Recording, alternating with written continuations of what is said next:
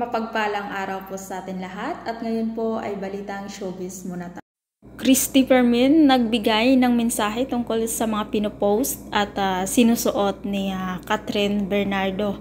Ayon kay Christopher Min, ito naman kasi si Catherine di nag-iingat. Humawak pa siya ng botilya, kay alak man yan, kung ano man yan. Dapat kasi hindi na piniflex yan para hindi na mag-iimbita ng mga negatibong komento. Diba? Alam naman po natin anuman at gaano man kaliit ng gawin ngayon ng Katniel, talagang mapapansin ng publiko dahil hindi pa po humuhupa ang kwento dahil tungkol sa kanilang hiwalayan.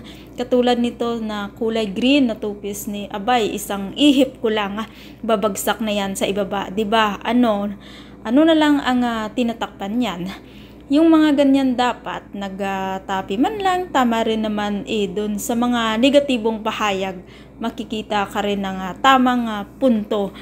Sana man lang nagtupi ka, naglagay ka man lang ng tapis o kaya tinakpan mo man lang, sana yung nasa ibaba mo.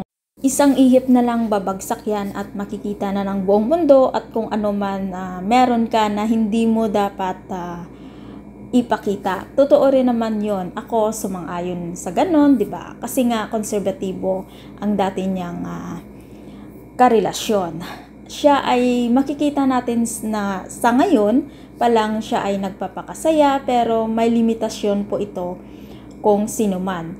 Mga nanonood, nakikinig ng mga malapit kay Catherine Bernardo, ilagay din natin sa ayos ang kanyang ginagawa.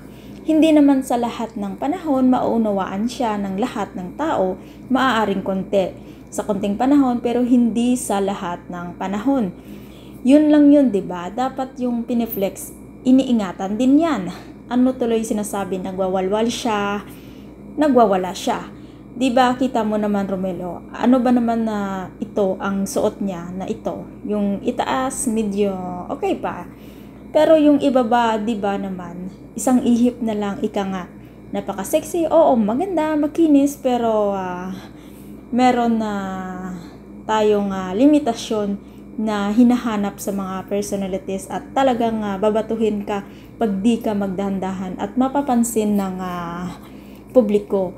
At yun lang naman yun, di naman nagsasabi ng nagwawalwal or nagwawala si Catherine. Pero piliin anak, piliin ang dapat ipakita.